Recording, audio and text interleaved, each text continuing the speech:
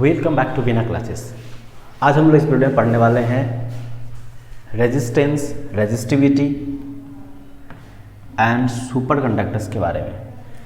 Factors of resistance, किस किस factor पर रेजिस्टेंस डिपेंड करता है, किस फैक्टर पर रेजिस्टिविटी डिपेंड करता है, सुपर कंडक्टर्स क्या है, उसके एग्जांपल्स क्या है, उसका यूज़ क्या है, कहाँ पे उसका यूज़ हम लोग कर रहे हैं। ये इलेक्ट्रिसिटी का 5th पार्ट है क्लास 10th का साइंस।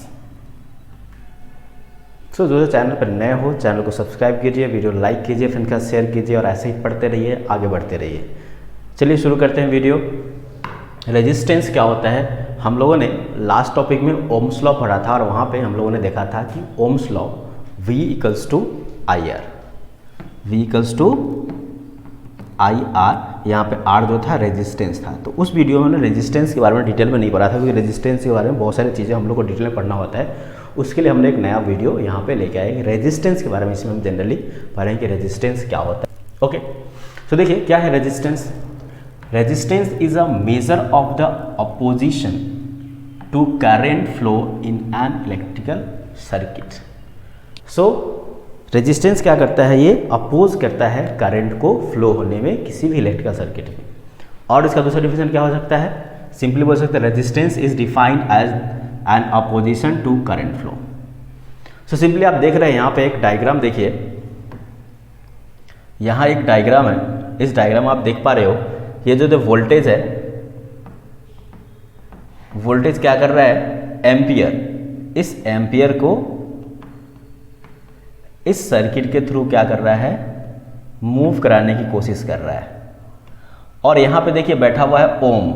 ओम क्या है, रेजिस्टेंस। ये रेजिस्टेंस क्या कर रहा है, इस सर्किट को बांध के रखा है। ये देखिए इस सर्किट को क्या कर दिया है, यहाँ पे देखिए क्रॉस सेक्शन एरिया को बड़ा हो गया और यहाँ पे क्रॉस सेक्शन एरिया क्या हो गया, छोटा हो गया। ये इंडिकेट कर रहा है डायग्राम कि रेजिस्टेंस जो होता है वो क्या करता है, करंट को फ्लो होने में रोकता है, बाधा डालता है, उसको रेजिस्ट करता है। It resist the flow of current. और करंट को फ्लो होने में कौन मदद करता है, तो वोल्टेज, पोटेंशियल क्या कौन करता है। सो पोटेंशियल कारण क्या होता है, करंट फ्लो होना शुरू होता है और उस करंट को रोकता है ओम्स। तो इस डायग्राम से आप इजीली बहुत आसानी समझ पा रहे होंगे कि रेजिस्टेंस क्या होता है सिंपली, ठीक है। सो रेजिस्टेंस मेजर हम लोग इसमें करते हैं, ओम्स में करते हैं। इसका सिंबल है ओमेगा, ठीक है। लेटर ओमेगा से हम लोग ओम्स लिखते हैं और इसको सिंपली हम लोग पढ़ते हैं ओम, ठीक है। तो एसआई यूनिट क्या है, इसका एसआई यूनिट जो है ये ओम है, ठीक है। और इसका सिंबल जो है ये है ओमेगा या ओम, हम लोग जनरली इसको बोलते हैं। अब देखिए इसका एक इम्पोर्टेंस है, यूज भी है। क्या है, करंट को रोकता है, हमारे एनर्जी को लॉस करता है। इसका एक दूसरा यूज है, इसका इफेक्ट है। इसी के कारण, इस रेजिस्टेंस के कारण भी हम लोग कुछ कुछ चीज़ें जो हमें चाहिए होता है, सम इलेक्ट्रिकल एनर्जी को अदर एनर्जी में कन्वर्ट करने में जो मदद करता है वो कौन है, रेजिस्टेंस है। क्या देखिए यहाँ पे, N electrical circuit must have resistance in it in order to change electrical energy to light और heat energy। सो आप देखते हो हमारे घर में बॉल जल रही है, बहुत सारे ल्यूमिनस ऑब्जेक्ट्स है जो क्या आ रहा है, वो लाइट देता है जो आर्टिफिशियल है, और हीट एनर्जी देता है। हीट एनर्जी को हीटर वगैरह हम लोग यूज़ करते हैं, घर में ओवन वगैरह यूज़ करते हैं। सो ये जो अप्लाइंसेस है, वो अप्लाइंसेस जो आप वर्क करता है वो किस फैक्टर पर काम करता है, ये इलेक्ट्रिकल एनर्जी को लाइट और हीट एनर्जी में कन्वर्ट करता है। और इसको कन्वर्ट होने में जो हेल्पफुल है वो क्या है, resistance of that conductor. So resistance क्या है, किसी जगह पे हमारे लिए यूजफुल भी है तो किसी जगह पे हमारे लिए यूजफुल नहीं भी है। और डिपेंड करता है कि उसका एप्लीकेशन कहाँ पे हो रहा है। Okay, so I think resistance के बारे में आपको अच्छे से क्लियर हो गया होगा। इसका ऐसे यूनिट ओम होगा। रेजिस्टेंस हेल्पफुल भी है और हेल्पफुल नहीं भी है। It resist the flow of current, simply बोल सकते हो this is the resistance. Okay, coming to the next topic. So next topic है factor affecting resistance of the conductor. कौन कौन से फैक्टर्स है जो रेजिस्टेंस को अफेक्ट करता है, किस किस फैक्टर पे बोल सकते हैं हम लोग रेजिस्टेंस चेंज होता है। So the resistance of the conductors depends on the following factors. कुछ फैक्टर्स पे हम लोग ये डिपेंड करता है। पहला जो फर्स्ट फैक्टर है the temperature of the conductor. So conductor के टेम्परेचर पे क्या होता है, रेजिस्टेंस डिपेंड करता है। ओके, कैसे डिपेंड करता है हम लोग आगे पढ़ने वाले, ये सिंपली एक क्वेश्चन आ जाता है सीधे, किस किस फैक्टर पे आपका रेजिस्टेंस डिपेंड करता है, तो आप डायरेक्टली ये लिख सकते हैं, कोई दिक्कत नहीं। दूसरा है एरिया ऑफ द कंडक्टर, कितना मोटा है कितना पतला, उसके ऊपर भी डिपेंड करता है resistance of the conductor. Third है length of the conductor, conductor का कितना लेंथ है, छोटा है बड़ा है, उस पर रेजिस्टेंस डिपेंड करता है। And fourth one is the nature of the material of the conductor, so उसका नेचर कैसा है, नेचर इन द सेंस कि वो किस मटेरियल्स बना है, कॉपर का है, सिल्वर का है, गोल्ड का है, उसके ऊपर भी क्या करता है, रेजिस्टेंस डिपेंड करता है, प्योरिटी के ऊपर डिपेंड करता है, इम्प्योरिटी के ऊपर डिपेंड करता है। ओके, चलिए नेक्स्ट देखते हैं।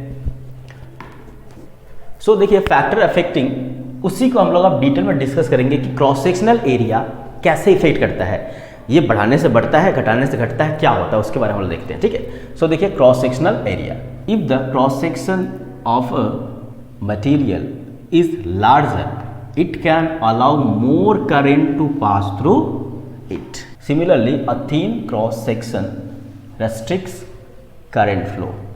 That means अगर एरिया बड़ा होगा तो इजीली करंट को फ्लो होने देगा, और एरिया छोटा होगा तो करंट को फ्लो होने में रेस्ट्रिक्शन देगा। सिंपली देख लीजिए, आप एक एग्जांपल ले लीजिए, ये इतना बड़ा क्रॉस सेक्शन एरिया है, तो यहाँ से इलेक्ट्रॉन जा रहे हैं, यहाँ से इलेक्ट्रॉन और जा रहे हैं, तो जितने ज़्यादा इलेक्ट्रॉन जाएंगे क्या होगा, उतना ज़्यादा करंट होगा, उतना कम रेजिस्टेंस होगा। अब क्या किया हमने, क्रॉस सेक्शन एरिया को बहुत पतला कर दिया है ऐसा, सो यहाँ से इलेक्ट्रॉन एक ही जा पाएंगे, सो जितने कम इलेक्ट्रॉन जाएंगे उतना ही कम करंट पास होगा, इसका मतलब रेजिस्टेंस ज़्यादा ऑफर कर रहा है।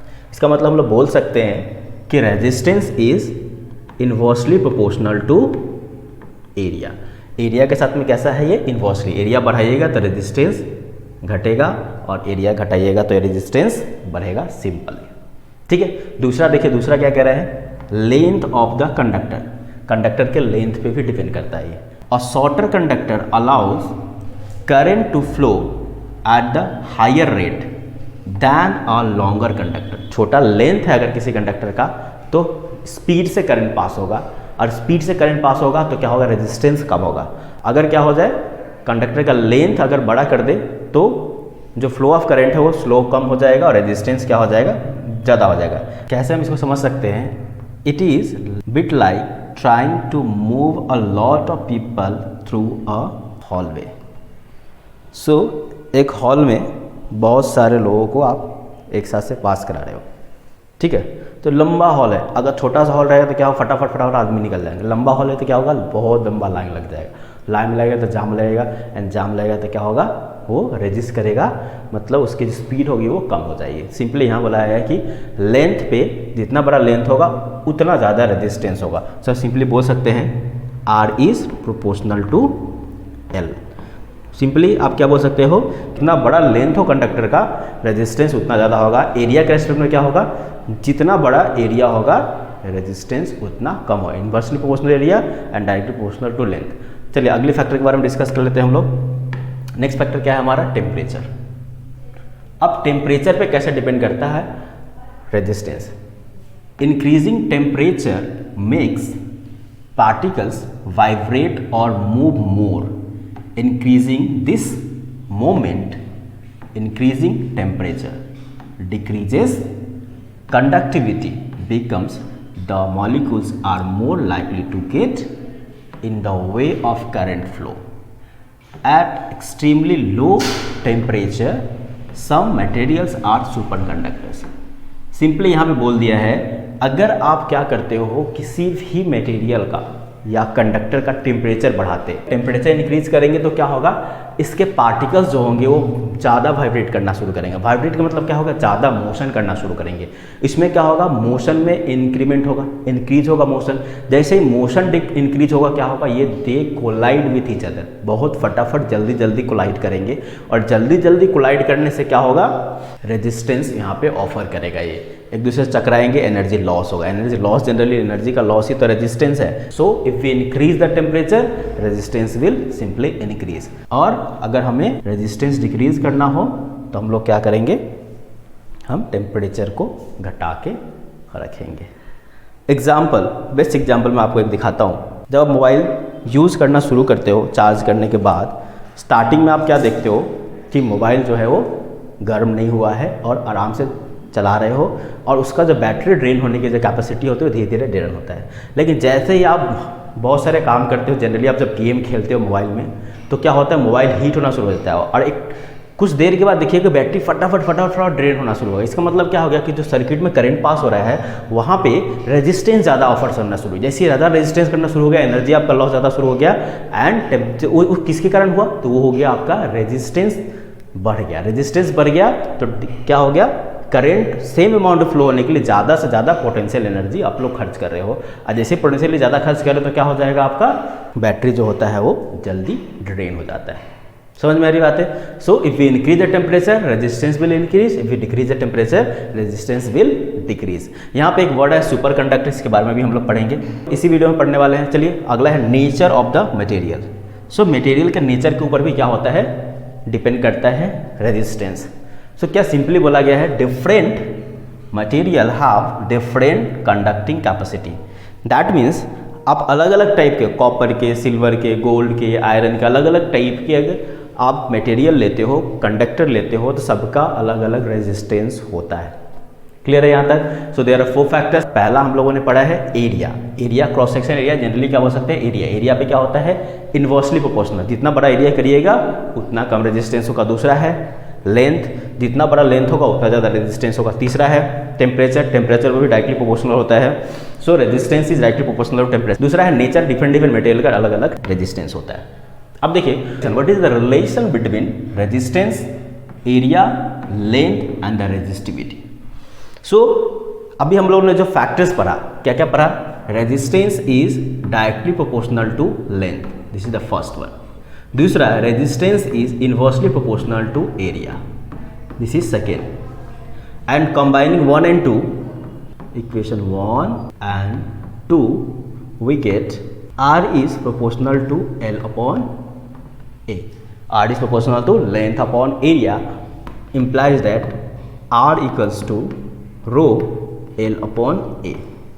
यहाँ पे here rho is the resistivity. rho क्या है यहाँ पे?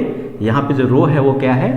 Resistivity of the material. This is the relation between resistance, resistivity, length and area, and this is very important relation. इसके ऊपर अलग अलग डिफरेंट न्यूमेरिकल्स पूछे जाते हैं और बहुत कॉम्प्लिकेटेड लॉजिकल न्यूमेरिकल्स इसके ऊपर आते हैं। सो न्यूमेरिकल्स भी हम लोग करेंगे, न्यूमेरिकल्स का एक अलग से वीडियो में बनाऊंगा जहाँ पे इस चैप्टर से जितने भी न्यूमेरिकल्स होंगे हम लोग कोशिश करेंगे एक ही वीडियो में पूरी न्यूमेरिकल्स करें जो आपको बोर्ड्स में पूछे जाते हैं।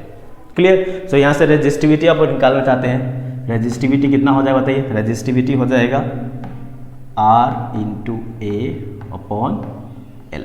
रेजिस्टिविटी का ऐसा यूनिट क्या होगा ये जानना है, व्हाट इज रेजिस्टिविटी, रेजिस्टिविटी क्या होगा इसको हम लोग जानते हैं। तो चलिए हम लोग शुरू करते हैं, रेजिस्टिविटी क्या होता है यहाँ पे। सो आप ये 2 फॉर्म्स ध्यान रख सकते हैं, ये जनरल फॉर्म है, इसको याद रखिएगा तो आपको वो फॉर्म अपने निकाल डिराइव कर सकते हैं। सो देखिए रेजिस्टिविटी क्या होता है। So electrical resistivity is fundamental property of a material that measures how strongly it resist electrical current. So this is the fundamental property of the material. Resistivity is the fundamental property of material which measures how strongly it resists flow of current. तो current को कितनी ज़्यादा और कितना कम resist कर पाता है कोई मटेरियल, उसको मेजर करते हैं हम लोग रेजिस्टिविटी से।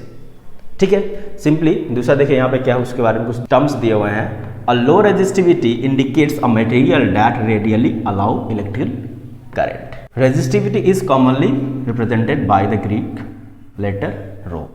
अब resistivity का SI यूनिट क्या होगा? So हम लोगों ने पढ़ा था R equals to rho L upon A implies that rho equals to R A upon L. R का क्या होता है? Ohm, A is the metre square और लेंथ है मीटर स्क्वायर से मीटर कम कैंसिल आउट हो गया, ओम मीटर। सो ऐसा यूनिट ऑफ रेजिस्टिविटी क्या हो गया, ऐसा यूनिट ओम मीटर हम लोग बोलेंगे। ऐसा unit of resistivity is nothing but a ohm metre. I think clear हो गया होगा। अभी हम पढ़ते हैं किस किस फैक्टर पर रेजिस्टिविटी डिपेंड करती है। तो पहला दिया resistivity is affected by the temperature. So temperature के ऊपर ये डिपेंड करता है। For most materials, the resistivity increases with temperature. Simply जैसे resistance increase कर रहा था, so resistivity भी क्या होता है, temperature के increase होने से increase होता है। एक्सेप्शन है यहाँ पे, ध्यान दीजिएगा, एक एक्सेप्शन है। An exception is semiconductors example silicon in which the resistivity decreases with temperature. Exception है, सिलिकॉन एक एग्जाम्पल है, बेसिक एग्जाम्पल, जो क्या है, सेमीकंडक्टर्स है, जिसकी रेजिस्टिविटी डिक्रीज होती है if you increase the temperature. दूसरा, पहला फैक्टर तो it is depend on the temperature, second factor is depend on the type of material. So different type of material का रेजिस्टिविटी डिफरेंट होता है, जैसे कि डिफरेंट टाइप का मटेरियल का रेजिस्टेंस अलग अलग होता है, उससे रेजिस्टिविटी भी अलग अलग होता है। ठीक है, नोट करने वाली बात यहाँ पे है, resistance is depend on length and area, but it does not depend on the area of the cross section and the length of the resistors. So resistivity is not depend on the area, on the length, it is only depend on the temperature and the type of material. Clear है? Factors, ये वाला भी question आपसे पूछे जाते हैं और ये भी क्वेश्चन स्पेशल पूछे जाएंगे। एक्सेप्शन बताइए एक, तो सेमीकंडक्टर्स जो सिलिकॉन जो है वो क्या करता है, रेजिस्टिविटी इसकी डिक्रीज होती है इंक्रीज करने से temperature. Okay, coming the next topic. Next topic is super conductors. So जो अभी तक चैनल पर नए हो, वीडियो देख रहे हो और चैनल को सब्सक्राइब नहीं किए हो तो चैनल को सब्सक्राइब कर दी। इसी तरह से आपको मैं डिटेल में एक्सप्लेन करके टॉपिक्स को पढ़ाता रहूँगा। इसी तरह से आप पढ़ते रहिए और आगे बढ़ते रहिए, वीडियो को देखते रहिए, फ्रेंड्स के साथ शेयर करते रहिए। चलिए, सुपर कंडक्टर्स क्या होता है? A super conductor is defined as a substance that offers no resistance to electric current. So एक सुपर कंडक्टर्स क्या है? ये एक स्पेशल टाइप का सब्सटेंस है। सुपर कंडक्टिविटी क्या होता है?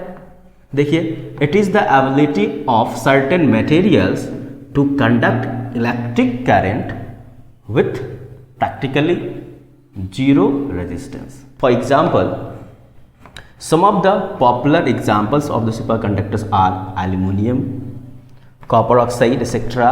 At very low temperature, it offers zero resistance. So आप समझ गए होंगे, जितना आप टेम्परेचर डिक्रीज करोगे रेजिस्टेंस उतना ही डिक्रीज होगा। और आप एक टेम्परेचर आता है जहाँ पे उसी मटेरियल का रेजिस्टेंस जीरो हो जाता है एंड देन उसी मटेरियल को हम लोग बोलते हैं सुपर कंडक्टर्स हो जाते हैं वो। Okay, this is all about this video. अगर आप नए हो चैनल पे, चैनल को सब्सक्राइब कीजिए, वीडियो को लाइक कीजिए, अगर अच्छे लगे तो फ्रेंड्स का शेयर कीजिए। ऐसे ही पढ़ते रहिए और बढ़ते रहिए। मिलते हैं आपसे नेक्स्ट पार्ट 6 में। थैंक यू, जय हिंद।